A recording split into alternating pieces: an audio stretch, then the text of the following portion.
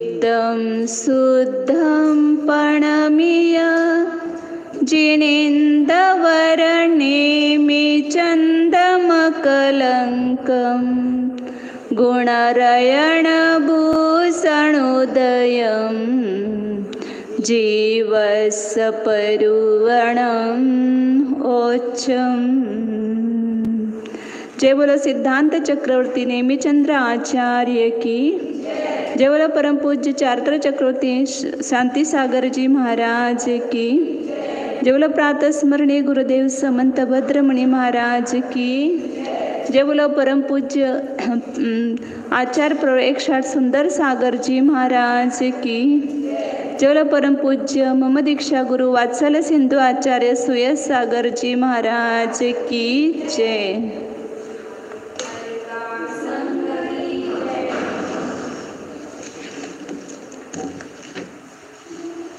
कडी घालून ठेवलं होतं. चला हां काय मार्गणा सुरू केली होती आपण काल. काय मार्गणा काय कशास म्हणतात, काय कशास म्हणतात सांगितलं तर जाती नाम कर्माच्या अविनाभावी त्रसाने स्थावर नाम कर्माच्या उदयानं जी पर्याय उत्पन्न होते त्यालाच काय म्हणतात. मग काय म्हणजे तिथं पौद्गलिक औदारिक कधी वर्गणांना ग्रहण करून शरीर पुष्ट होत आहे ते काय आहे. मग त्या कायाचा उपचार जीवामध्ये करून जीवाला सुद्धा काय असं म्हणतात. म्हणून काय सांगितलं, काय ही जीवाची पर्याय घ्यायची आहे, शरीर घ्यायचं नाही त्या ठिकाणी. त्या ह्याचे भेद काय मार्गण्याचे किती भेद, कायचे भेद किती केले 6. कोणते 5 स्थावर आणि 1 त्रसक आहे. त्यामध्ये 4चं आपण काल बघितलं होतं. पृथ्वी, पाणी, अग्नी आणि वायू यांच्या कर्माच्या उदयानं, या स्थावरनाम कर्माच्या उदयानं ती पर्याय प्राप्त होते. आणि त्याचे प्रत्येकाचे 4 भेद केले होते आपण. पृथ्वी काय, पृथ्वी आणि पृथ्वी जीव. पृथ्वी काय घेतलं तिथं की जी योनी आहे सामान्य पृथ्वी, त्यामध्ये आता जीव नाही परंतु पुढे जीवन उत्पन्न होऊ शकतं. आणि पृथ्वी काय कशाला म्हटलं, जीव निघून गेलेला आहे त्याचे मृत शरीर आहे त्याला पृथ्वी काय प्रत्येकामध्ये लावायचं. तसे तर पृथ्वी काय घ्यायचं. 3 पृथ्वी जीव म्हटलं. पृथ्वी काय कशाला म्हटलं, जीव. हां, त्या शरीराला धारण केलेला जीव पृथ्वी. हां, जे खाणीमध्ये असलेला दगड किंवा जे जीवसहित धुळी आहे वगैरे आहे ते सगळे पृथ्वी कायिक आहेत. आणि ज्या वेळेला ते जीव विग्रहगतीमध्ये असतो त्याला शरीराला धारण केलेलं नाही अजून, तरी पण त्याला पृथ्वी नामकर्माचा उदय सुरू झाला म्हणून त्याला काय म्हटलं, पृथ्वी जीव ही संज्ञा प्राप्त झाली. पृथ्वी शरीर अजून धारण केलं नाही परंतु धारण करणार आहे पुढं लगेच 1 समय 2 समय 3 समयामध्ये. त्याला पृथ्वी काय असं म्हणतात, पृथ्वी जीव म्हणतात. असे प्रत्येकाचे 4 भेद करायचे, 4चे पण. आता पुढं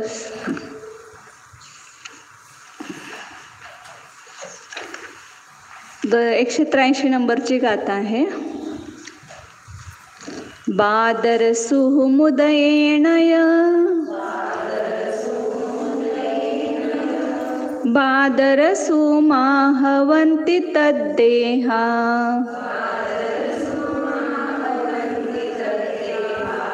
गाद शरीरं थूलम् अगाध देहं हवे सुहुमम्.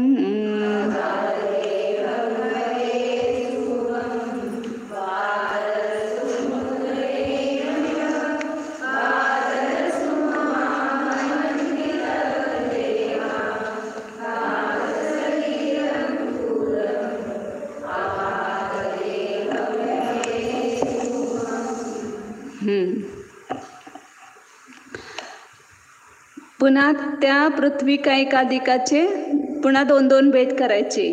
बादर सुहुम उदयेन बादर सुहुमा हवंती तद्देहा. त्यांचे पुन्हा शरीर बादर आणि सूक्ष्माच्या उदयानं, 2 कर्म आहेत ना तिथे, बादर नामकर्म आणि सूक्ष्म नामकर्म, याच्या उदयाने त्यांचे शरीर बादर आणि सूक्ष्म असतात. त्यामध्ये बादर कशाला म्हणायचं आणि सूक्ष्म कशाला म्हणायचं त्याची व्याख्या सांगतायत. भाद शरीरम थूलम, जे घात शरीर आहे म्हणजे जे दुसऱ्यांच्याद्वारे घातलं जातं आणि ज्याच्याद्वारे दुसऱ्याला अडथळा होतो त्याला काय म्हणायचं? घात शरीर. बादर मागं पण आपण बघितलं होतं व्याख्या.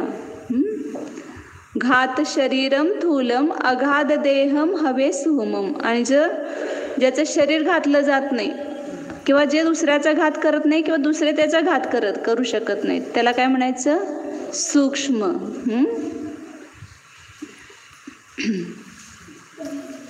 इकडून तिकडून या तिकडं. त्यांना महाराजांना पाठ ठेवा तो पुढं. आज काय लिहायचं जास्त काय नाही आहे, बसा तोपर्यंत मग उद्या व्यवस्थित हे करूया. हे मधलं माईक काढा.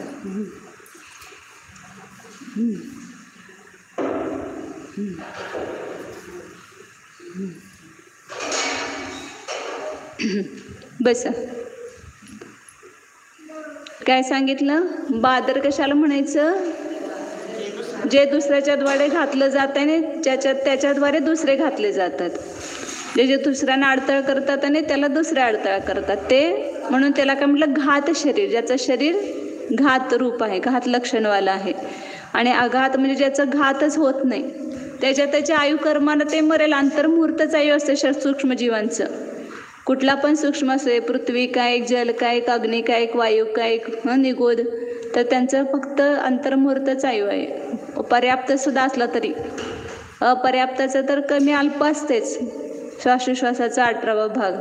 आणि जे पर्याप्त सूक्ष्मजीव असले तरी त्यांचं पण अंतर्मुहूर्तच आयुष्य असतं. म्हणून ते आपापल्या मरणानं मरतील, म्हणजे त्यांचं आयु संपलं की. परंतु कुणाच्या अडथळ्यानं ते मरणार नाहीत. आता इथं आपण येऊन बसलो, इथं सूक्ष्म काही होतेच ना जीव, कारण सगळीकडे भरले. तर आपण चालत असताना सुद्धा 3 लोक मे भर रहे स्थावर जंगम जीव म्हटलेलं आहे. पूर्ण लोकामध्ये सूक्ष्मजीव भरलेला असं एक सुईच्या टोका एवढं सुद्धा जागा नाही की ज्या ठिकाणी सूक्ष्मजीव नाहीत. परंतु तिथं आपण कुठं पण गेलो तर ते आपल्याला अडथळा करत नाही किंवा त्यांना आपला अडथळा होत नाही. म्हणून ते कोण आहेत? सूक्ष्म. म्हणून ते सांगितलं की ज्यांचं घात शरीर आहे ते बादर आणि ज्यांचं अघात शरीर आहे ते सूक्ष्म आहेत. बाधा आणि अबाध्य दोन्हीनं रहित आहेत. म्हणून आपण बघितलं ना, असं म्हणजे बादर शरीर म्हणजे मोठं आणि सूक्ष्म शरीर म्हणजे छोटं असं करायचं नाही अर्थ. मागं पण जीव समास आपण बघितलं त्याला सांगितलं होतं की आपण ज्याला अवगाहना बघितल्या त्याला बादर जीवाच्या पेक्षा पण सूक्ष्माची अवगाहना मोठी आली ना. आपण पहिल्या 16 अवगाहना बघितल्या, 5 सूक्ष्माच्या, नंतर 6 बादर आणि पुन्हा त्रसजीवांच्या म्हणजे अप्रतिष्ठित प्रत्येक आणि द्विंद्रिय, त्रिंद्रिय, चतुरिंद्रिय आणि पंचेंद्रिय. ह्या अपर्याप्ताच्या जगण्या अवगाहना आहेत 16. त्याच्यानंतर पर्याप्ताच्या जगण्या आहेत. तर त्याच्यामध्ये सूक्ष्मजीव आहे, सूक्ष्माच्या 6 आणि बादरच्या 5 आहेत. मग ह्या पाठ्यमागच्या पंचेंद्रिय, द्विंद्रियाधिक सगळे ते बादरच जीव आहेत ना. एकेंद्रियामध्ये बादर सूक्ष्म भेद आहे, परंतु द्विंद्रियाधिकांचं शरीर कोणतं म्हणायचं? बादरच म्हणायचं. मग त्या बादरापेक्षा सुद्धा सूक्ष्माची अवगाहना पुढची मोठी आहे. ते 17 वगैरे असंख्यात गुणा सांगितले ना. म्हणून कोणते बादर सूक्ष्मजीव बादर शरीरापेक्षा सुद्धा मोठे असतील, परंतु तरी त्यांना सूक्ष्मच म्हणायचं. कारण का? त्यांचं शरीर कसं आहे? अघात. त्यांच्या शरीराचं घात होत नाही म्हणून सूक्ष्म म्हटलंय. म्हणून बादर जीव मोठे आणि सूक्ष्मजीव छोटे असा अर्थ करायचा नाही. कोणत्याही मूर्त पदार्थानं सुद्धा प्रतिघात होत नाही म्हणजे सूक्ष्मजीवांचा. आणि असं पण करतात काय जण, इंद्रियांचा विषय ते बादर आणि इंद्रियांचा विषय नाही ते सूक्ष्म, असा पण अर्थ इष्ट नाही आहे. कारण आपण बादर जीवांची बघितली अवगाहना, ती सुद्धा किती छोटी आहे. घणांगुलाचा असंख्यातावा भाग. 50व्या अप्रतिष्ठित प्रत्येक पर्याप्त जगण्याच्या अवघाणेपर्यंतच्या सगळ्या अवघाना घणांगुलाचा असंख्यात्वा भाग, म्हणजे तो आपल्याला दृष्टिगोचरच नाही, आपण त्याला पाहू शकत नाही. म्हणून सांगितलं ना, प्रत्येक वेळेला किती कुठले पण आपण जो जीव बघतो ते असंख्यात जीवांचं शरीर आपण बघतोय, असंख्यात जीवांचं शरीर एकत्र आलेलं आहे, तेच आपल्याला दृष्टिगोचर होतंय. एक पाण्याचा थेंब, एक धुळीचा कण, एक अग्नीची ठिणगी, ह्याच्यामध्ये किती जीव आहेत? असंख्यात जीव आहेत. म्हणजे त्या असंख्यात जीवांचं मिळून म्हणजे प्रत्येकांचं वेगवेगळं, परंतु त्यांचा समूह, त्या सगळ्या शरीरांचा समूह आहे. म्हणून एका जीवाच्या अवकाना घनाकुलाचा असंख्यातावा भागच आहे. मग बादर शरीर आपल्याला ते दिसतंय का? एकदम जे स्थूल आहेत ते दिसते आपल्याला. अप्रतिष्ठित प्रत्येक द्विंद्रिय, त्रिंद्रिय, चतुरेंद्रिय आणि पंचेंद्रिय यांची जी मोठी अवगान आहे पर्याप्त जीवांची, तीच आपल्याला फक्त दृष्टिगोचर आहे. बाकी सगळं इंद्रियांचा विषय नाही. बादर जीवांचं शरीर सुद्धा एक जीवाचं शरीर. म्हणून बादर म्हणजे असा पण विषय अर्थ करायचा नाही. कोणी काय म्हणतात की जे इंद्रियांचा विषय आहे ते बादर आणि इंद्रियाचा विषय नाही ते सूक्ष्म, असा पण अर्थ करायचा नाही. जे मोठं ते बादर आणि छोटं ते सूक्ष्म, असा पण अर्थ करायचा नाही. तर हे सगळे आपण बघितलेलं आहे. आता पुढं तेच सांगता येतं की त्यांचं शरीर केवढं आहे ते सांगता येतं. तद्देह मंगुलस्य असंख्य भागस्य विद्यमानं तु आधारे थूलाओ संवत्थ निरंतरा सुहुमा.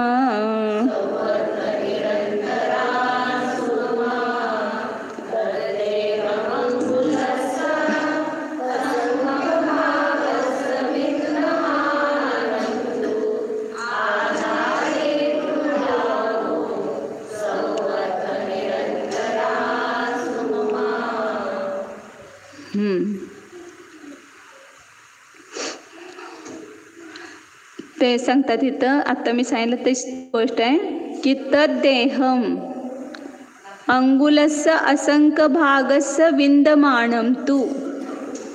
त्यांचं जे शरीर आहे, बादर असो किंवा सूक्ष्म असो, त्यांचं शरीराची अवगानं किती आहे? अंगुलाचा विद्यमान म्हणजे घणांगुल घ्यायचं. विद्यमानं अंगुलस्य म्हणजे घणांगुलाचा असंख्यातावा भाग आहे. म्हणजे मग कुठल्या अवगाना? पहिल्या 3 कोष्टकातल्या केलेल्या सगळ्या 16 अवगाना, नंतर आपण 11 अवगाना एकाखाली एक घेतल्या, 33 अवगाना.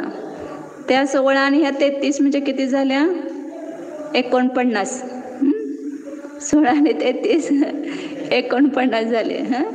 तर ह्या सगळ्या अवगाना आणि त्याच्यावर पुढं अप्रतिष्ठित प्रत्येकाचे अवगान आहे 50 नंबरला. मग 51 नंबरला काय? द्विंद्रिय पर्याप्तकाचे जगणे अवगान आहे. तर तिथंपर्यंत म्हणजे अप्रतिष्ठित प्रत्येकापर्यंत सगळ्या अवगाना घणांगुलाचा असंख्यात्वा भाग आहे. त्याच्यापेक्षा मोठी अवगाना नाहीच. मग ते बादर असोत किंवा सूक्ष्म असोत, सगळ्यात सूक्ष्म अवगान आपण बघितले ते घणांगुलाचा असंख्यात्वा भाग. त्याला पल्ल्याच्या असंख्यात्वा भाग किती वेळा ठेवायचं? 19 वेळा. आणि अवलीचा असंख्यात्वा भाग 9 वेळा. एक अधिक अवलीचा असंख्यात्वा भाग 22 वेळा आणि संख्यात 9 वेळा. एवढे आपण भागाकार ठेवले आणि अवलाच्या असंख्यात्वा भागानं 22 वेळा गुणलं तरी सुद्धा ती अवगानं किती आहे? घणांगुलाचा आणि त्याच्या पुढच्या अवगानात सुद्धा एक भागाकार कमी होत गेला, म्हणजे गुणित होत गेला संख्यात गुणा. तरी किती असंख्यात गुणा किती वेळा झाला? तिथं 51 अवगानेपर्यंत 22 सोडले खालचे. 22 अवगानं सोडायच्या खालच्या, त्या अधिक आहेत आणि वरच्या 42 त्या पुढच्यापर्यंत घेतलं. संख्याताचा सोडा गुणकार घणांगुलाचा असंख्यातावा भागापर्यंत, म्हणजे 50 मधनं 22 कमी झाल्या, म्हणजे किती आल्या? 28 आणि 1 सोडायचे, म्हणजे ते पहिल्याला अवघं हे नसतं ना गुणकार, म्हणजे 27 गुणकार आले. ते सगळे असंख्यात गुणित झालं तरी सुद्धा काय तिथं ते घणांगुलाचा असंख्यात्वा भागच आहे. तर आणि दुसरी गोष्ट सांगितली तर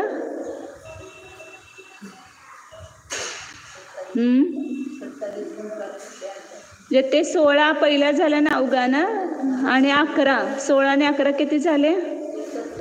16 आणि 11 27 झाले. त्या सगळ्या अवगाना ज्या आहेत, आणि त्याच्यावरनं पुढे 51वी अवगाना ती पण गुणित घ्यायची. 51 नंबर 50 नंबरची 50 नंबरची अवगाना पहिला, आणि पुढच्या 2 कोष्टकातल्या 11. हा, 4थ्या आणि 5व्या मधल्या ते सगळ्या गुणित आहेत ना. आणि त्याच्यावर पुढं आणि जे कोष्टक आहे त्याचे पहिली अवगाना तिथपर्यंत, अप्रतिष्ठित प्रत्येकपर्यंत, ते सगळ्या जगण्य असोत किंवा उत्कृष्ट असोत. उत्कृष्ट सुद्धा अवगाना घनांकुलाचा असंख्यात्वा भागच आहे. एकेंद्रिय हे डोळे झाकून आपल्याला कधी झोपेत विचार तर लक्षात यायला पाहिजे की एकेंद्रियाच्या जगन्य अवगान असो, उत्कृष्ट अवगान असो, त्या सगळ्या 50 अवगानेपर्यंत सगळ्या घनांकुलाचा असंख्यात्वा भाग आहे. फक्त अप्रतिष्ठित प्रत्येक वनस्पती सोडली, अप्रतिष्ठित प्रत्येक वनस्पती म्हणजे जे आपल्याला सगळं झाडबीड दिसत नाही, सगळं अप्रतिष्ठित प्रत्येक वनस्पती आहे, ते सोडलं की बाकी सगळ्या अवगाहना एकेंद्रियाच्या घनांकुलाचा असंख्यात्वा भागच आहे. त्यामध्ये द्विंद्रिय ते पंचेंद्रियाच्या अपर्याप्ताची पण अवगाहना घनांकुलाचा असंख्यात्वा भाग आहे. पुढच्या फक्त ज्या राहिलेल्या 14 अवगाहना आहेत 50 नंतरच्या 64 पर्यंतच्या अवगाहना, ते फक्त कशा आहेत? घनांकुलाचा संख्यात्वा भाग आणि संख्यात घनांकुल पुढच्या अवगान आहेत. 9 अवगाना घनांकुलाचा संख्यात्वा भाग आहेत, आणि त्याच्यानंतर सगळे संख्यात घनांकुल आहेत. अशा प्रकारे ते अवगाना आहेत. आणि आधारे थुलाओ, त्याच्यामध्ये पुन्हा विशेषता काय आहे? बादर जीव जे राहतात ते आधाराने राहतात. म्हणजे कुठेतरी आधारानं, म्हणजे आता वनस्पती आहे तर कुठल्या तरी झाडाच्या ह्याच्या आधारानं राहणार. पृथ्वी काही जीव आहे तर त्या पृथ्वीच्या वगैरे आधारानं राहणार. बादर जीव जे आहेत ते सगळे पृथ्वीच्या आधारानं राहणार. अग्नी वगैरे सगळे जे बादर आहेत ते आता आपण जमीन वगैरे त्याच्या आधारानं राहतात ना. परंतु सूक्ष्म जे जीव आहे ते संवत्त निरंतरा. सूक्ष्म जीवाला आधाराची गरज नाही, ते निरंतर आहेत, कुठंही अंतर नाही आहे. आणि कुठंही संवत्त, पूर्ण लोकामध्ये सर्वत्र बिना अंतर सगळे सूक्ष्मजीव भरलेले आहेत. इथं सुद्धा आता आपण समजा सूक्ष्म असताना जन्माला आलो तर कोण जाणतंय का आपल्याला? ते सूक्ष्म शरीर असते त्यावेळेला कोण ओळखत पण नाही आपल्याला. आता जरा बघितलं, कोण विचारलं नाही का म्हणतं काय ओळख बिळख दाखवताय का नाही? म्हणजे तुम्हाला आम्ही आहे ते कळतंय का नाही असं म्हणतो. आणि त्या एकेंद्रिय पर्यायामध्ये गेल्यानंतर कोण जाणत होतं आपल्याला? कोणच जाणत नव्हतं. आता सूक्ष्म जीव सगळे पूर्ण लोकात इतके गचपच भरलेले आहेत. पृथ्वी, पाणी, अग्नी, वायू, निगोद जीव, परंतु त्यांना कोणी जाणत नाही. ते आपल्या एकेंद्रिय पर्यायामध्ये जन्म घेतात, कर्मफळ भोगतात आणि मरतात. जन्म मरण करतात, काय दुसरा उद्योगच नाही तिथं. अंतर्मुहूर्तापेक्षा जास्त आयुष्य तर त्यांचं नाहीच. आणि जे बादर पर्याप्त जीव आहे त्यांचं आयुष्य मोठं असू शकते. म्हणजे परवाच आहे ना पृथ्वी काय, ह्याच्यात पण येईल पुढं आयु त्यांची, आता येईल पुढं. तर काय लक्षात घ्यायचं? सगळ्या अवगाहना घनांकुलाच्या असंख्यात्वा, बादर असो किंवा सूक्ष्म असो, त्या सगळ्या एकेंद्रियांच्या अवगाहना पृथ्वी, पाणी, अग्नी, वायू आणि सूक्ष्म आपले निगोद, ह्या सगळ्यांच्या अवगाहना आणि सप्रतिष्ठित प्रत्येकाची पण अवगाहना घनांकुलाचा पर्याप्त असो, अपर्याप्त असो, जगन्य असो, उत्कृष्ट असो, सगळ्याची अवगाहना घनांकुलाचा. आता त्या घनांकुलाच्या असंख्यात्वा भागामध्ये कमी जास्त येईल, परंतु आहे सामान्य घनांकुलाचा असंख्यात्वा भागच. आणि बादर जीव आधारानं असतात आणि सूक्ष्मजीव बिना आधार कुठेही निरंतर सर्वत्र राहतात.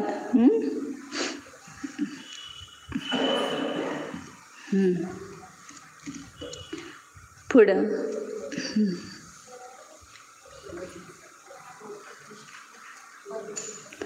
तर आता काही वेळेला बादर म्हणजे दुसऱ्यांना अडथळा करतात आणि दुसरे ज्याला अडथळा करतात असा अर्थ केलाय ना.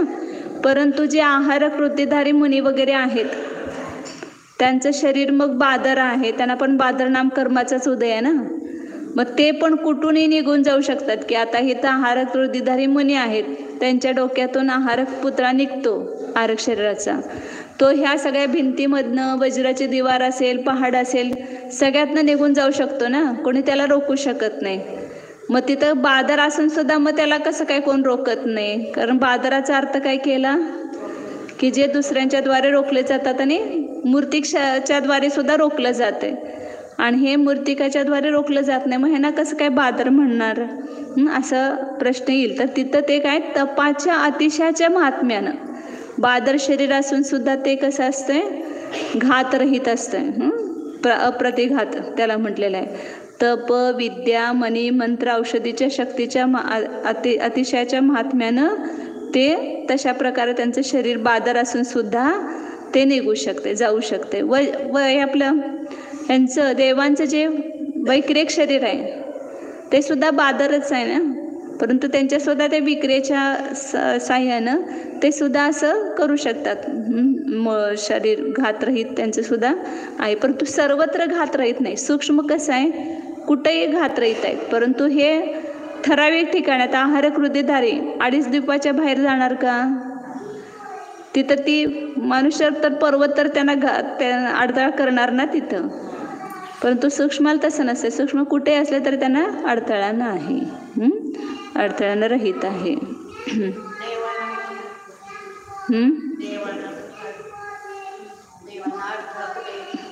वैक्रिक शरीर आलं ना, ते त्रसनाडीच्या बाहेर जाऊ शकणार नाहीत. त्रसनाडीच्या बाहेर त्यांना नाही, आणि जेवढं त्यांचं क्षेत्र आहे 3ऱ्या नरकापर्यंत जाऊ शकणार, त्याच्या खाली पण जाऊ शकणार नाहीत, आणि त्यांच्या वर 16 स्वर्गाच्या वर जाऊ शकणार नाहीत. तिथंपर्यंतच त्यांचं हे आहे.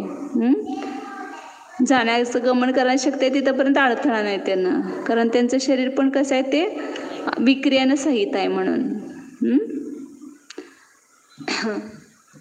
जे बादर शरीर आहे ते दुसऱ्याच्या आधारानं राहतात. म्हणजे आता बादर निगोदी जीव आहेत ते आपल्या शरीराच्या आधारानं आहेत, किंवा जे सप्रतिष्ठित प्रत्येक वनस्पती आहेत त्याच्या आधारानं आहेत.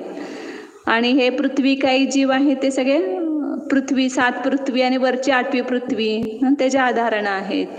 विमान, पटल यांच्या आश्रयानं आहेत पृथ्वी काही जीव. सगळे देवांची विमान आहेत ते पृथ्वी कायकच आहेत, किंवा ते जंबू वृक्ष वगैरे आपण सगळं ऐकतो ना, ते सुद्धा वृक्ष वगैरे सगळे पृथ्वी काही जीवच आहेत त्याच्यामध्ये. मग त्याच्या आधारानं आहेत सगळे. त्यामुळे ते खाली पडत नाहीत बादर जीव, त्या आधारानं राहतात.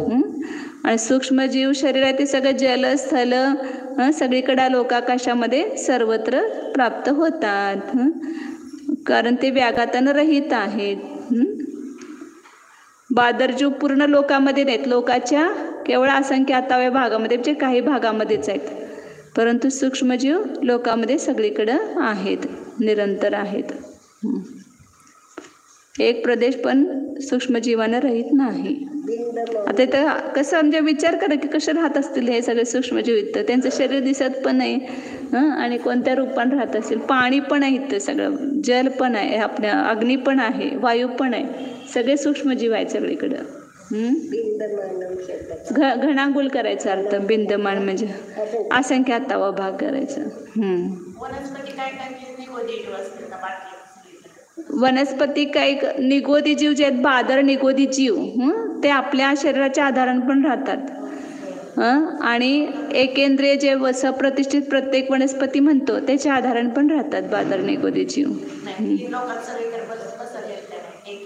सूक्ष्म निगोदी सगळीकडे आहेत, बादर निगोदी सगळीकडे नाहीत. नाही, सूक्ष्मजीव 5मध्ये घेतले ना, पृथ्वी, पाणी, अग्नी, वायू, हे सगळ्याचेच 2 भेद करायचे ना. आता वनस्पतीचं पुढे येणार आहे. आता हे 4 बद्दल सांगितलं त्याने, पृथ्वी, पाणी, अग्नी आणि वायू सांगितलं. आता वनस्पती कायचे भेद करतात पुढं. आता 4च सांगितलं होते ना आपल्याला, आता वनस्पती काय सांगतात पुढं. हा त्यांचे म्हणजे हे पृथ्वी हा शब्द ह्या 4 अर्थामध्ये येतो हे सांगितलं. हा 4 मध्येच करायचं. हा ते पण होईल की, आता त्याचं अजून सांगितलं नाही, परंतु ते पण होणार की. सामान्य वनस्पती, हे आता तसे 3 भेद आपले सुद्धा होतातच. कसं समजा मनुष्य शरीर आहे, जे आपण मरून तिथं पडलं शरीर, ते काय झालं, मनुष्य काय झालं ते. नंतर आपण ज्याला विग्रहगतीमध्ये होतो, अजून मनुष्य शरीर धारण केलं नव्हतं, त्याला काय होतं, फक्त मनुष्य जीव होतो. आणि आता मनुष्य काय मनुष्य शरीरामुळं युक्त आहे. असं हे 3 भेद सगळीकडे होणारच.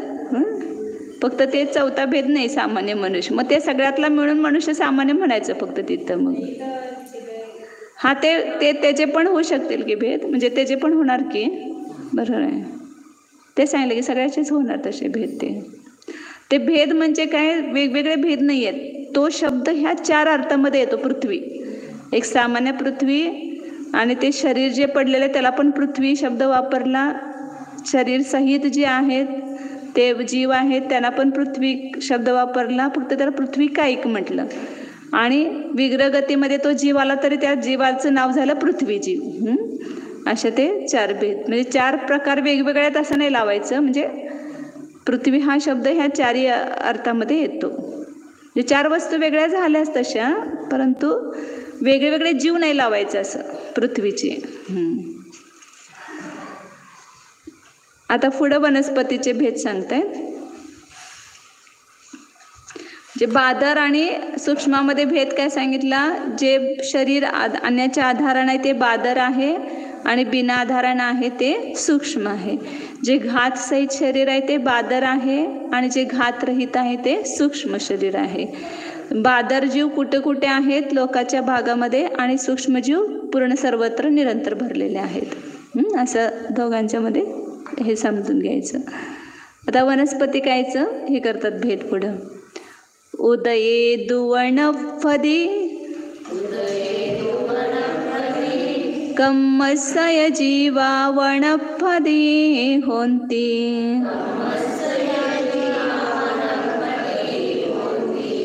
पत्तेयं सामण्णं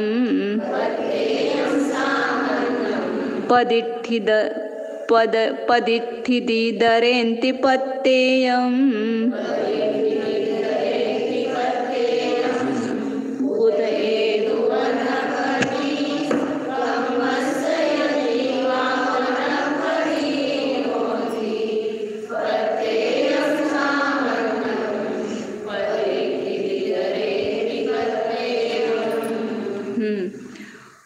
वनस्पती कर्माच्या उदयामध्ये, जसं ते पृथ्वी, पाणी, अग्नी आणि वायू हे पण कर्म घेतले वेगवेगळे, त्याच्या उदयानं ते शरीर त्यांना प्राप्त झालं.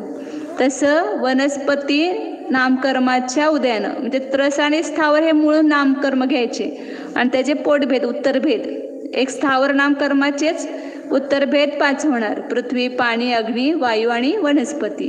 तर त्या वनस्पती न युक्त असा स्थावर नामकर्म त्याचा उदय असताना ती उत्तरोत्तर प्रकृती म्हणायची. मूळ प्रकृती नाम कर्म, त्याचा उत्तर प्रकृती स्थावर नामकर्म, आणि त्याची उत्तर प्रकृती हे पृथ्वी, पाणी, अग्नी, वायू आणि वनस्पती.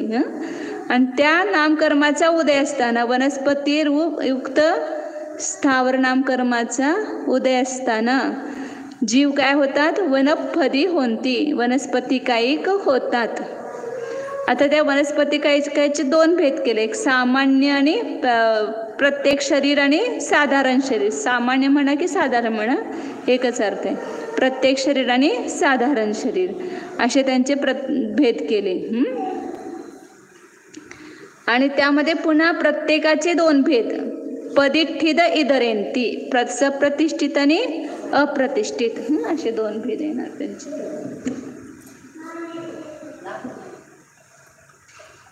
हे ठेवू नका मी सांगितलं त्याने परत.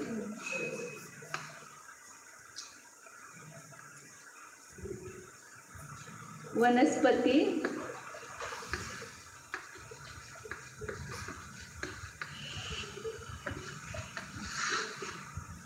त्याचे 2 भेद, प्रत्येक आणि साधारण.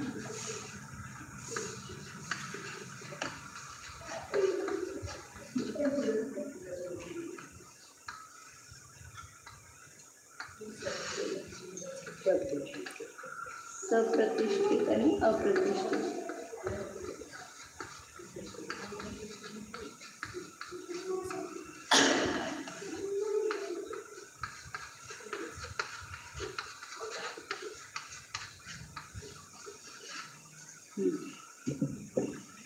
तर वनस्पतीचे एकेंद्रियामध्ये स्थावर नामकर्मामध्ये वनस्पती नामकर्माचा उदय असताना वनस्पती होतात आणि त्या वनस्पतीचे दोन भेद केले, प्रत्येक आणि साधारण. प्रत्येकाचं लक्षण काय केलं होतं मागं आपण बघितलं होतं. एक एक जण सांगायचं. सांगा मिनल. म्हणजे एका शरीराचा स्वामी एकच जीव, त्याला म्हणायचं प्रत्येक शरीर जीव. आणि ज्या साधारण कुणाला म्हणायचं, एकाने सांगायचं. राजश्री सांगा. उलट सांगाल सांगा. अनंत जीव, एका शरीराचे स्वामी अनंत जीव. शरीर एकच आणि स्वामी किती अनंत. म्हणजे एका अनंत जीवाने एकच शरीर भोगायचं. आता आपण एक शरीराला एक जीव भोगतो, परंतु तिथं अनंत जीव मिळून एका शरीराला भोगतात. कारण का त्यांचं साधारण नावच आहे शरीर. म्हणजे अनंत जीवांचं कॉमन शरीर आहे, कॉमन वॉर्ड. दवाखान्यात असतो ना एक स्पेशल रूम आणि एक जनरल वॉर्ड. ते निकोज जे आहे ते जनरल वॉर्ड आहे. म्हणजे तिथे एकामध्ये अनेक जण असतात. तसं हे एका शरीरात अनंत जीव, अनंत जीव, त्याला म्हणायचं साधारण. आणि एका शरीराचा मालक एकच जीव, प्रत्येकाचं स्वतंत्र शरीर एक एक, तर त्याला म्हणायचं प्रत्येक शरीर. प्रत्येक शरीर जीव. तर ते प्रत्येक वनस्पतीमध्ये प्रत्येकाने साधारण भेद केला, परंतु बाकीच्या सगळ्या जीवांना कोणता उदय असतो, साधारण शरीराचा की प्रत्येक शरीराचा? प्रत्येक शरीराचा. साधारण हा भेद दुसऱ्या कुणामध्ये येतच नाही. पण ज्याच्यामध्ये दोन भेद असले तरच दोन भेद करतात, बाकी ज्यांच्यामध्ये दोन भेदच नाही म्हणून तिथे भेद करत नाहीत. पृथ्वी, पाणी, अग्नी, वायू किंवा आपले हे प्रत्येक वनस्पती, द्विंद्रिय, त्रिंद्रिय, चतुरेंद्रिय, पंचेंद्रिय यांना कशाचा उदय असणार? प्रत्येक शरीर नामकर्माचा उदय असतो. म्हणून ते प्रत्येकच असतात सगळे जीव. प्रत्येकाचं एकेकाचं शरीर स्वतंत्रच असते. आणि फक्त जे साधारण वनस्पती आहेत तेच जीव जे आहेत वनस्पती कायकामध्येच हे दोन भेद केले प्रत्येकाने साधारण. कारण तिथं दोन प्रकार, जिथं दोन असतील तिथं दोन प्रकार करतात. तसं आता संज्ञा असंज्ञी भेद कुणाचे आहेत? मग आता आपण संज्ञी किंवा असंज्ञी आहे की नाही? संज्ञीच आहे ना सगळं, परंतु तिथं भेद नाही आहेत, दोन नाही आहेत, एकच आहे, सगळे संज्ञीच आहेत, त्यामुळे भेद करत नाहीत. तसं सगळे प्रत्येकच आहेत, बाकी सगळे जीव प्रत्येकच आहेत. फक्त वनस्पतीमध्येच तेवढं साधारण भेद येतो. म्हणजे अनंत जीवांचं एक शरीर असणं हे फक्त वनस्पती कायकामध्ये आहे. आणि त्या साधारण वनस्पतीलाच काय म्हणतात? दुसरं नाव निगोद म्हणतात. हे साधारण शरीरवाले जीवच कोण आहेत? निगोदी जीव आहेत. नाही, तसं नाही. आता जसं पृथ्वी कायकाचं सगळ्याचं सेपरेट शरीर, परंतु त्या सगळ्यांचं शरीर मिळून एक धुळीचा कण झाला, तसं त्यांचं प्रत्येकांचं नाही, एकच शरीर, जीव अनंत. प्रत्येकाचं शरीर सेपरेट असून एकात आहेत असं नाही. प्रत्येकाचं शरीरच कॉमन आहे सगळ्यांचं. त्या अनंत जीवाने एकच शरीर धारण केलंय. म्हणून आकार त्याचा जो निगोदी जीवांचं सांगितलं तोच आकार की अत्यंत घणागुलाचा असंख्यात्व भागच आहे ना त्यांचं शरीर जे आहे ते. आणि तेवढ्यात अनंत जीव राहतात.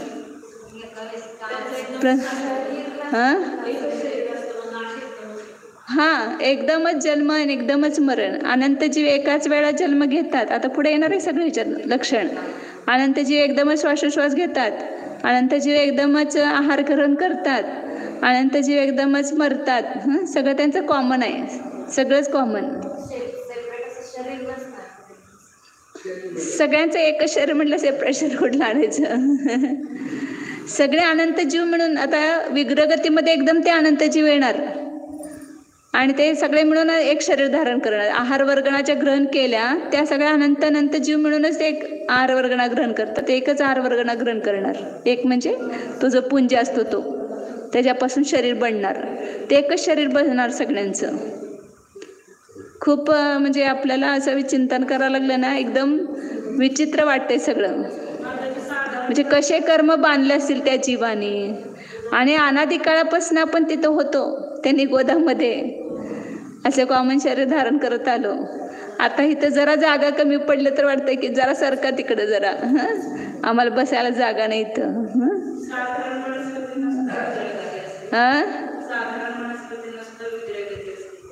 सगळ्यांना विग्रहगती आहेच की. एका भवातनं दुसऱ्या भवात जाणार त्यावेळेला तिथंच उत्पन्न होतील असं नाही, थोड्या काळ उत्पन्न होऊ शकतील, परंतु तिथून मरून दुसरीकडे जाऊन उत्पन्न होऊ शकतात ना. ते कधी लोकाच्या खाली आहेत आणि कधी लोकाच्या वर पण जाऊ शकतात. हे करून मरून कुठं पण जाऊ शकतात. ते सगळे साधारणच की. म्हणजे बटाटा हा आहे प्रतिष्ठित वनस्पती. आता ते सगळंच येणार आहे, आता सगळ्यांचे प्रश्न येणार आहेत. प्रत्येक वनस्पती ती आहे मुळात प्रत्येक वनस्पती, परंतु त्याच्या आधारानंच निगोदी जीव राहतात, म्हणून ते सप्रतिष्ठित प्रत्येक म्हटलं त्याला. बादर निगोदी जीव सूक्ष्म तर त्याला आधाराची गरज नाही, सगळीकडे निरंतर आहेत. एक आपलं हे लक्षातच ठेवायचं लक्षण. सूक्ष्म जीवाला कुठली वनस्पती किंवा कुठलं हे त्याच्या आधाराची गरज नाही, बिना आधारानं सगळीकडे आहेत ते सूक्ष्मजीव. आता पुढं काय झालं, प्रत्येकचे भेद प्रत्येकाने साधारण, म्हणजे ज्याचं प्रत्येकाचं स्वतंत्र शरीर आहे त्याला प्रत्येक म्हणायचं वनस्पती, आणि ज्याचं एक अनंत जीवांचं एक शरीर त्याला म्हणायचं साधारण वनस्पती. आता त्या वनस्पतीचे पुन्हा प्रत्येक वनस्पतीचे किती भेद केले, 2.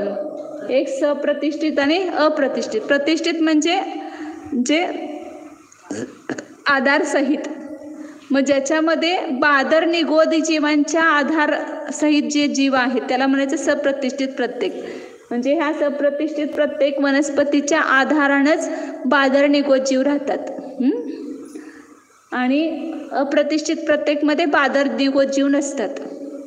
निगोद जीवानं रहित जे झाले त्याला म्हणायचं अप्रतिष्ठित प्रत्येक वनस्पती. म्हणून खाण्यायोग्य जे आहे भक्ष्य ही अप्रतिष्ठित प्रत्येक वनस्पती, म्हणजे ते पण कुठलंच खाण्यायोग्य नाही आहे, परंतु वास्तविक आपण जास्त हिंसा टाळण्यासाठी कमी हिंसा ज्याच्यामध्ये होईल त्या पदार्थांचं आपण सेवन करतो ना. पाणी सांडायलाच नको, परंतु सांडल्याशिवाय आपलं काम होत नाही, म्हणून कमी सांडायचं. तसं आता वनस्पती आपण भक्षण करणार, म्हणजे केल्याशिवाय आपल्याला भागत नाही, म्हणून खाणार आपण. परंतु कोणती वनस्पती खायची की ज्याच्यामध्ये कमीत कमी जीवांची हिंसा होईल, तर ते अप्रतिष्ठित प्रत्येक जे झालेले आहेत ते जीवच ह्या ठिकाणी आपल्याला भक्ष्य सांगितले, आणि जे सप्रतिष्ठित असतील ते अभक्ष्य सांगितले. सगळे सप्रतिष्ठित प्रत्येक वनस्पती हे अभक्ष्य आहेत सगळे, ज्याच्यामध्ये अनंत जीव आहेत. कारण का त्यांच्या ह्या एकेका सप्रतिष्ठा येणार आहे पुढे, सगळं मी सांगत नाही. परत मग तिथं नवीन तुम्हाला ऐकायला मिळणार नाही, आता सांगितलं तर पुढे येते सगळं. तर बादर निगोदानं आश्रित जे आहे त्याला म्हणायचं प्रतिष्ठित, आणि त्यानं आश्रित नाहीत त्याला म्हणायचं अप्रतिष्ठित. हे 2 लक्षात आलं का भेद? बादर निगोदा जीवांच्या शरीरानं जे आश्रित आहेत, म्हणजे ज्यांच्या आधारानं बादर निगोदी जीव राहतात ते सप्रतिष्ठित प्रत्येक वनस्पती, आणि ज्याच्या आधारानं बादर निगोदी जीव नसतात त्याला म्हणायचं अप्रतिष्ठित प्रत्येक शरीर वनस्पती. प्रत्येक वनस्पतीमध्ये बादर सूक्ष्म भेद असत नाही, ह्याच्यामध्ये बादर आणि सूक्ष्म असा भेद नाही, सगळे बादरच. आणि साधारणमध्ये 2 असणार, आपण केलं ते ना पहिल्यांदा. 5 मध्येच बादर आणि सूक्ष्म भेद आहे. पृथ्वी, पाणी, अग्नी, वायू आणि साधारण वनस्पती यांच्यामध्ये बादर आणि सूक्ष्म असा भेद आहे. आणि त्याच्यामध्ये पुन्हा 2 केलं तर मग ते 6 होतात. म्हणजे निगोदमध्ये जे नित्य निगोद आणि इतर निगोद केलं की 6 होतात. मग ते 6 मध्ये मग बादर आणि सूक्ष्म करायचे. आता पुढं बादर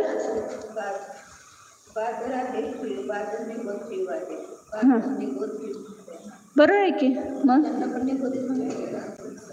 बादर निगोतीचेच भेद केले ना. आता साधन वनस्पतीचे पुढे भेद करतात, आपण बघू की तिथं.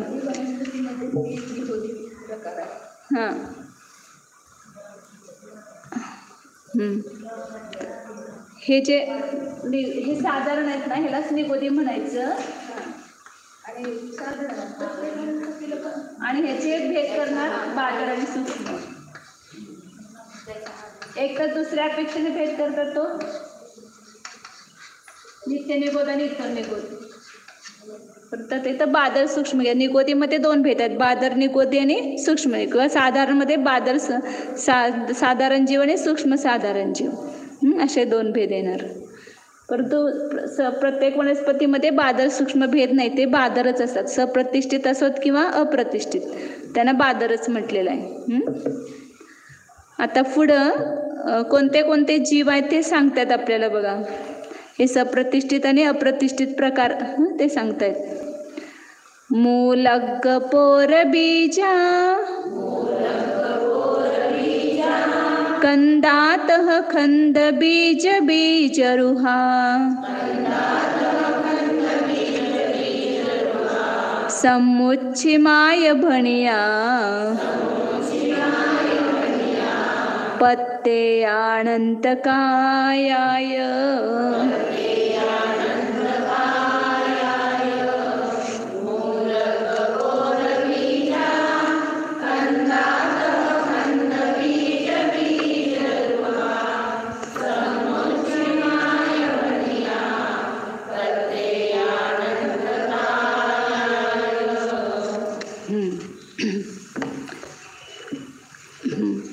आता या वनस्पतीचे भेद सांगतायत इथं कोणते कोणते ते.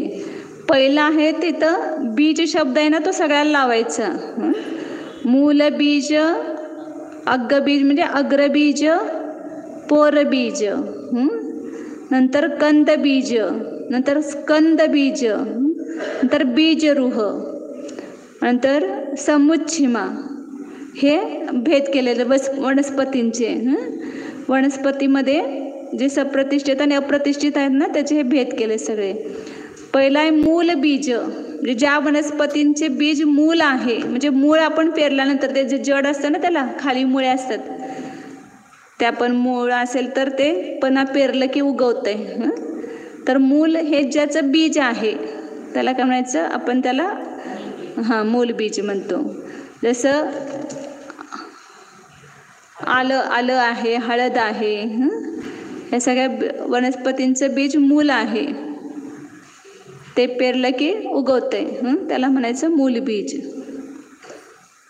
उदाहरण घेतलं आलं, हळद वगैरे.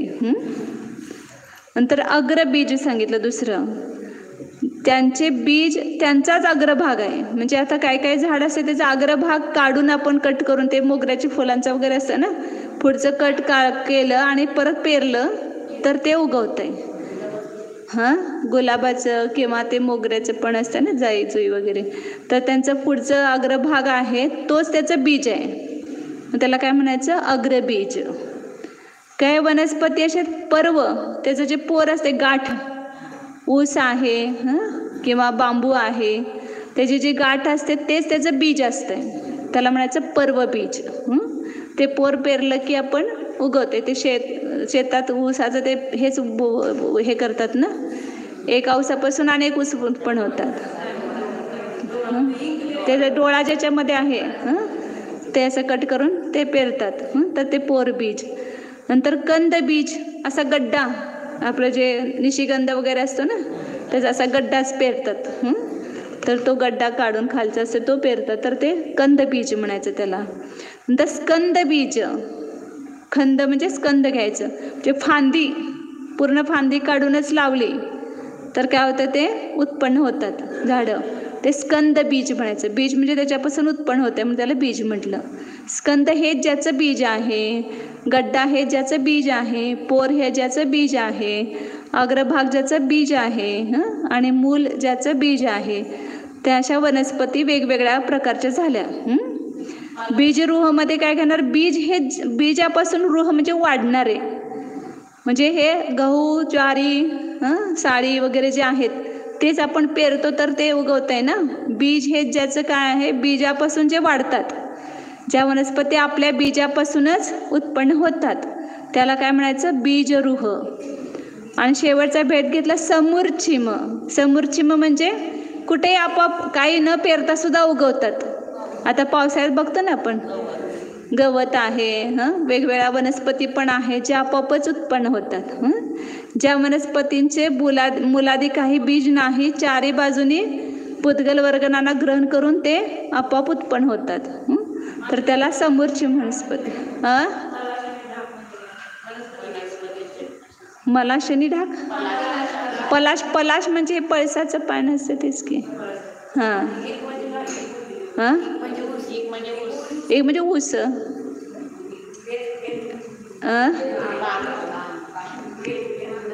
तेच की ऊसाचं पेर असतंय ना, ते पेरतो ना तुम्ही शेतात, तुम्हाला माहिती आहे की त्याच्यानंच ऊस उगवतंय ना. बांबूला आणि ऊसाला ती गाठ असते, ती गाठ पेरली की उगवतंय ते. पोर म्हणजे ते गाठ त्याची जी असते ती प्रत्येक कांड्याच्या वर गाठ असते ना, ती त्याला पोर म्हणतात. डोळा म्हणतो त्याला. पुढं आता तसं बघायला गेलं तर सगळ्याच वनस्पती समूर्छी नाहीत, कारण सगळ्यांचा जन्म कोणता आहे, एकेंद्रियापासून ते चतुरेंद्रियापर्यंत समूर्छन जन्मच आहे ना त्यांचा. परंतु त्यामध्ये त्यांचा उत्पत्तीच्या अपेक्षेने भेद केला. आता समूर्छिम म्हणजे त्याचाच फक्त समूर्छन जन्म असा नाही, ही समूर्छिम वनस्पतीचा प्रकार केला की ज्याला काही न पेरता सुद्धा आपोआप उगवते, गवत वगैरे, तर ते समूर्छिम वनस्पती म्हणायचं. ह्या वनस्पतीचे भेद केले त्यांनी.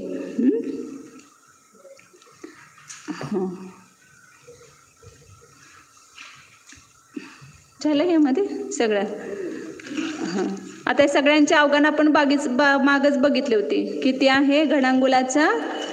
वनस्पतीमध्ये सुद्धा फक्त अप्रतिष्ठित प्रत्येक वनस्पतीची पर्याप्त अवघानं सोडली, पर्याप्त जगण्यापासून अवघानं सोडली की बाकी सगळ्या अवघानं घणांगुलाचा असंख्यात्वा भागच आहे. ते पण ह्यांनी सांगितलं इथं.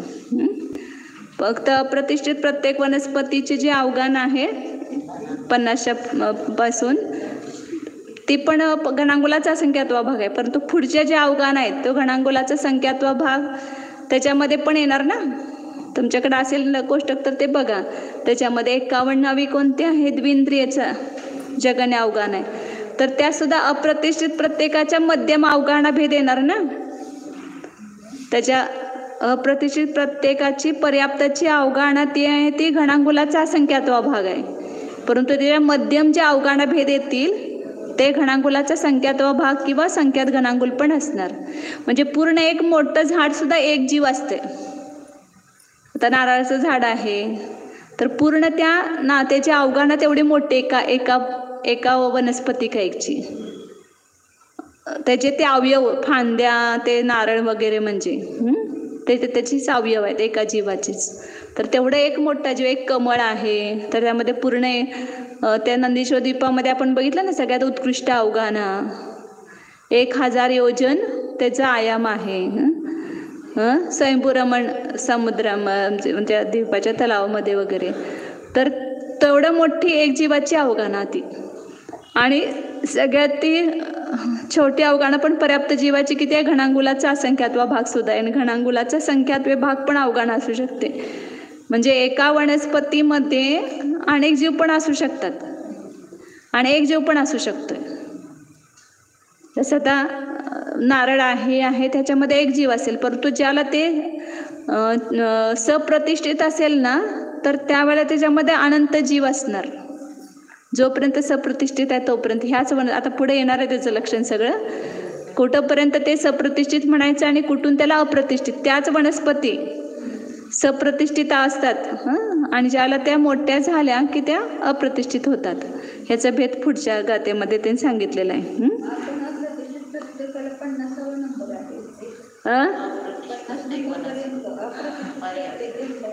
तिथंपर्यंत घणांगुलाचा असंख्यात्व भाग अवघान आहेत आणि त्याच्या पुढं ते पण असंख्यात गुण आहेत. द्विंद्रिय पर्याप्त जगण्याची अवघाना असंख्यात गुण आहे, परंतु ती अवघाना किती झाली, घणांगुलाचा संख्यात्व भाग झाली 51 नंबरची अवघाना. मग तिथून 51 पासून 9 अवघाना घ्यायच्या घणांगुलाचा संख्यात्व भाग येतील. मग नंतर ज्या 5 अवघाना आहेत त्या घणांगुलाचा संख्यात घणांगुल प्रमाण येणार. 59, 60, 61, 62 नाही 60, 61, 62, 63 आणि 64 हे सगळ्या संख्यात घणांगुलप्रमाणे येणार. उत्कृष्ट अवगाणा म्हणजे त्याच्यामधले अवगाणा सगळे येणार ना.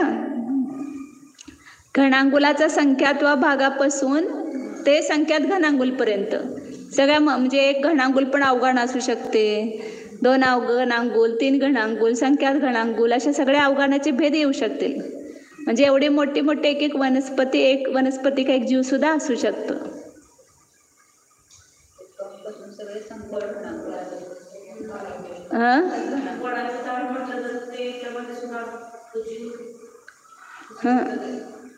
त्या पुऱ्या एका जीवाची एक पूर्ण मोठी अवगाणा, पुन्हा त्याच्या आधाराने दुसरे वनस्पती राहतील त्याची अवगाणं वेगळी.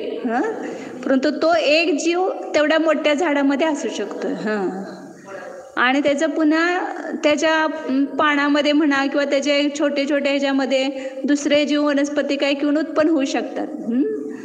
म्हणून त्याची अवगाणं वेगवेगळे अवगाणं सांगितले. फरक आहे ना. आता हा पूर्ण एक घणांगुल आणि त्याचे संख्या तुकडे करायचे. तो काय झाला, घणांगुलाचा संख्यात्वा भाग झाला. आणि हे घणांगुलाला संख्यातानं गुणायचं म्हणजे संख्यात गुणांगुल झाला. घणांगुलाचा संख्यात्वा हे आहे एक अंगुल आहे समजा घणांगुल, याचा संख्यात्वा भाग करायचा छोटा, ती अवगाणं एवढी छोटी. आणि हे एक घणांगुल त्याला संख्यातानं गुणायचं म्हणजे संख्यात घणांगुल झालं ते. मग ते एकेंद्रिय जीवाची ते आपण काढली होती ना अवगाणं 750 घनयोजन, हे त्याचे उत्कृष्ट अवगाण आहे. त्या कमळाचे अवगाणं जे पूर्ण तेवढ्यामध्ये त्याचं तो एकटा जीव आहे. त्याच्या आधाराने वेगळे जीव राहतील ते वेगळी गोष्ट, परंतु त्या पूर्ण कमळामध्ये तो एकटा जीव अवगाणं त्याची एकट्याची आहे.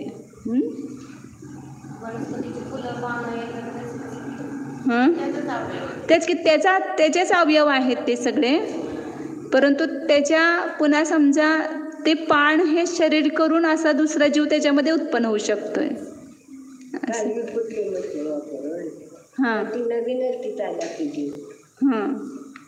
आता ते त्याचे अवयवच मानले जातात ना, त्याचे अवयवच मानले जातात तिथं. ते सांगायला की एक जीवाची पण अवगाणं आहे तेवढी मोठी आणि त्याच्यामध्ये दुसरे जीव पण येऊन उत्पन्न होऊ शकतात. त्याची अवगाणं ती छोटी असेल, परंतु हा एक जीव त्याची अवगाणं ती मोठी, ते संपूर्ण एक झाड असेल तर ते सगळे एक जीवाचं शरीर असू शकते. त्याच्यामध्ये दुसरे जीव असू शकतात.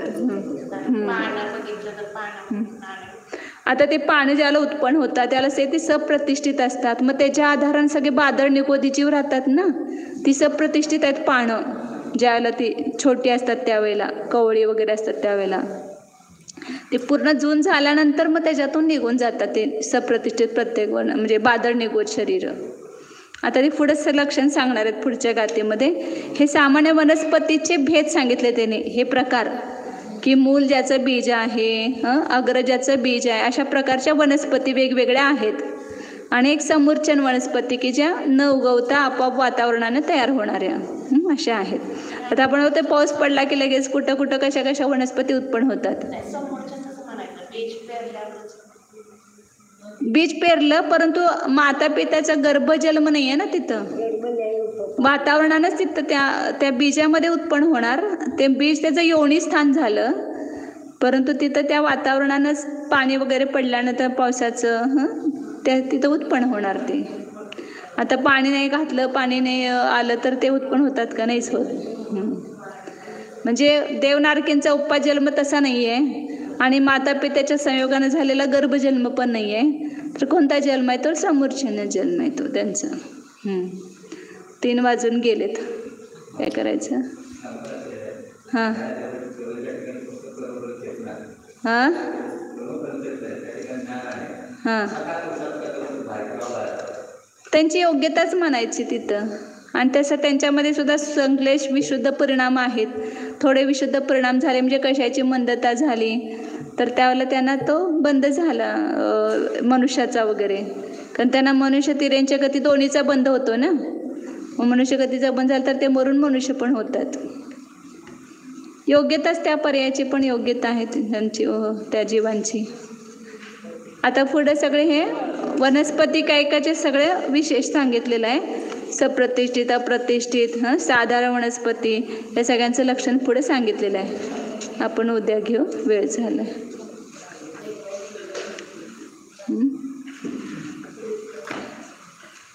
आचार्य तिकडे गेलेत का ह्याला? एक घेतली असती गाळ. नाही, तिकडे गेलेले दिसले आता. हां, एक गाथा घ्यायची काय म्हटलं तोपर्यंत. साधारण शरीर वनस्पती जीवांचं स्वरूप 4 गाथीच्या द्वारे सांगणार आहेत आता. गूढ शिर संदीपौवम समभंग महिरुहं च छिन्नरुहं साहारणं शरीरं तव्यवरीयं च पत्तेयं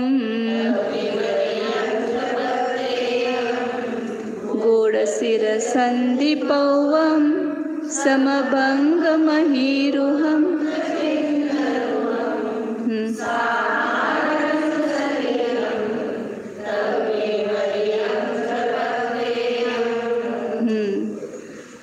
गूढ, गूढ म्हणजे गुप्त आहेत, अप्रगट आहेत. काय? शिर म्हणजे स्नायू, संधी त्यांचे जे मधले संधी रेखाबंध असतात ते, आणि पौव म्हणजे गाठ, ज्याच्यामध्ये पर्वबीज असतात ना ते गाठ, हे ज्याच्यामध्ये अप्रगट असतात. आणि ज्यांचा भंग केला असताना समभंगम, तुकडा केला आपण आता ना तर समान भंग होतोय. हे साधारण ह्याचं लक्षण सांग. सप्रतिष्ठित प्रत्येक वनस्पतीचं लक्षण सांगतायत. त्याच्यामध्ये साधारण जीव असतात तोपर्यंत त्याचं हे लक्षण आहे. आणि छिन्नरुहम, आणि त्याचं छेद केला असताना सुद्धा पुन्हा उत्पन्न होतात, उगवतात. तुम्ही बघता ना कांदा किंवा गाजर वगैरे आपण कट करून लावलं तर ते पुन्हा उगवतंय. आणि त्याला म्हणायचं साधारण शरीर, म्हणजे हे सप्रतिष्ठित प्रत्येक वनस्पतीचं लक्षण आहे. साधारण शरीर म्हटलं तरी तिथं निगोद जीवाचा आश्रय ज्यांना आहे ते घ्यायचं. आणि तव्यवरीयमच्या पत्तेयम, त्याच्या विरुद्ध जे आहे ते प्रत्येक वनस्पती आहेत. म्हणजे साधारण शरीराचा ज्याच्यामध्ये आश्रय आहे, म्हणजे साधारण शरीर याच्यामध्ये आहेत अशा त्या प्रत्येक वनस्पती ज्या आहेत त्यांचं हे लक्षण आहे. कसं ओळखायचं ते सप्रतिष्ठित आहे, त्याच्यामध्ये साधारण जीव आहेत, हे कसं ओळखायचं तर त्याची ही चिन्ह आहेत. की जोपर्यंत त्याचे जे स्नायू असतात ना मधले, तर काकडी म्हणा, दोडका म्हणा, शिरा असतात, ते अजून प्रगट झालेल्या नाही आहेत. एकदम कोवळं आपण बाजारात आणलं तर त्याच्या वरचे सुद्धा त्या शिरा प्रगट झालेल्या नसतात. तर तोपर्यंत त्याला समजायचं की ते सप्रतिष्ठित आहे.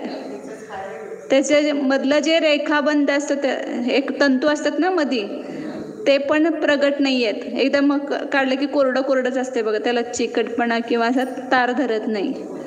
आणि ज्याच्यामध्ये गाठ असते, ज्याच्यामध्ये गाठ असते ना ते ऊस वगैरे, ती अप्रगट असते. तोपर्यंत त्याला समजायचं की हे साधारण वनस्पती सहित आहेत, म्हणजे खाण्यायोग्य नाहीत, सप्रतिष्ठित आहेत. आणि ज्याचा भंग केला असताना बघायचा, भंग करून तो समान झाला तर ते खाण्यायोग्य नाहीत. पकडं तिकडं मोडत नाही, समान मोडतंय. चाकूनं नाही करायचं, हातानं करायचं. आणि छेद केला असताना पुन्हा उगवतात, तर हे सगळे साधारण शरीर वनस्पती आहेत.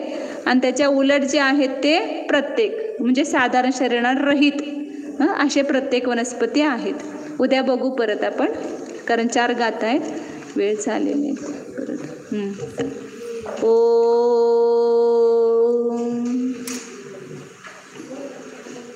जाना. आणि लवकर बरोबर 2 वाजता यायचं सगळ्यांनी, कारण का आता फक्त राहिलेत 25 दिवस.